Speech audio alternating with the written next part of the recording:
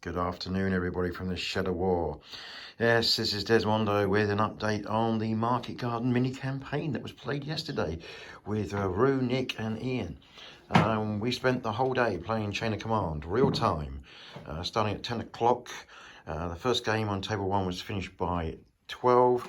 We set the new table up, which is the one you're looking at right now, and then moved on after lunch. Hardtack and a brew of tea, of course. Actually, it was steak pie. It was very yummy. We then moved on to table 2, and as I'm walking around here, you're actually seeing the view from the British side. Standard Chain of Command games, all the patrol phase was exactly the same. The forces, though, no reinforcements for the British. They started off with what they had, which was 2 platoons and an anti-tank gun, and that was their lot, and they had to fight across the 2 tables to capture the cement factory, which you can see at the back, which is a nice plastic model that I've done the mad Swedish black wash on, as I call it. And up against them was Ian, and let's be fair, Ian fought the game 99% by himself as the Germans, and he only had a single platoon. The only reinforcements he got, and 2 armoured cars on table 1, one of which was lost in the first game. And then he got a FU, and he got a heavy MG machine gun for the second table. But as you can see, he had to defend all of this, and both Nick and Rue quite wisely separated their lines of assault. They tried different ways down different roads, and to be honest, I actually thought the Brits had got it in the bag. I thought they were going to capture the cement works here at the end of the table, and then there was a tipping point in the game, and you can see that over here. An artillery or mortar barrage hit. Now, surprisingly, you'll be looking at that. You can see here, that's Nick's front line about there, and Rue's is over there. Now, ignoring danger close, I was anticipating that Ian was going to be putting down a barrage on this. Whether by accident or whether by design, he actually ended up putting the barrage back here in the rear, and it hit a load of Nick's HQ. And making a right horrible mess of them, let's be honest. And his force morale started to plummet. His senior leader, I think, was killed. I think we had teams running off the table, or getting mashed, and that pushed down his force morale. And with the combined losses that was happening on his platoon, he actually stalled. He decided no further, that's enough. And as you can see, Ian had quite a bit of firepower. In fact, he had nearly all the firepower still intact on this flank, and if we'd had enough time, it would have been interesting if there had been a counter-attack.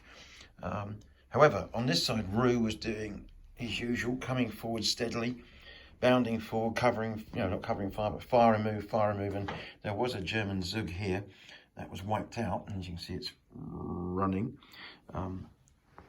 And it got down to a nasty firefight here at the church. Ian decided to chuck on his last platoon into the church. Rue was on the other side of the road. It got nasty. Grenades, machine guns, rifles, hammering away at each other. And as you can see, not a lot left of both sides. But it stalled Rue, and he had to make a big decision. It was nearly 5:30, which was in real time. The sun was going to be going down in about an hour. General Urquhart had pulled up down there at the bottom there and was asking how the attack was going.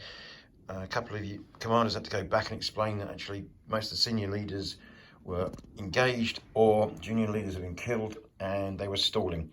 So at the end of the game, in real time, the Germans just about hung on, but it was damn close. The game itself, as I said, standard change of command. All that happened between the tables was that the force morales of both sides did not change. And that's one of the reasons why Ian bugged out of table 1 so early, because his morale had dropped by 3 and he couldn't dare lose any more. We allowed replacements of junior leaders from the ranks. So you gave up a rifleman and you got a new junior leader back, but you only had a activation of 1. Senior leaders could be brought up from junior leaders and so on. No other replacements were allowed, and that was that. I thoroughly enjoyed really just watching this and helping it through on the rules side. It's an absolute pleasure watching something you've hoped would go well and be a bit tricky actually turn out to go well and be a bit tricky and be a real challenge to those playing.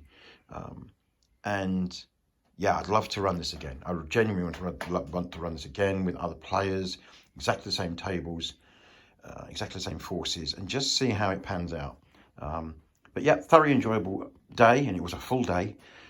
And great to have the guys over, great to have Nick and Rue over. They can even come over like once or twice a year, but every time they come over, we always have a great game. As usual to Ian, thank you very much, mate, for being my wingman and all of this. And yeah, I hope you have a good Sunday, what's left of it, guys, everyone. Take care, bye-bye.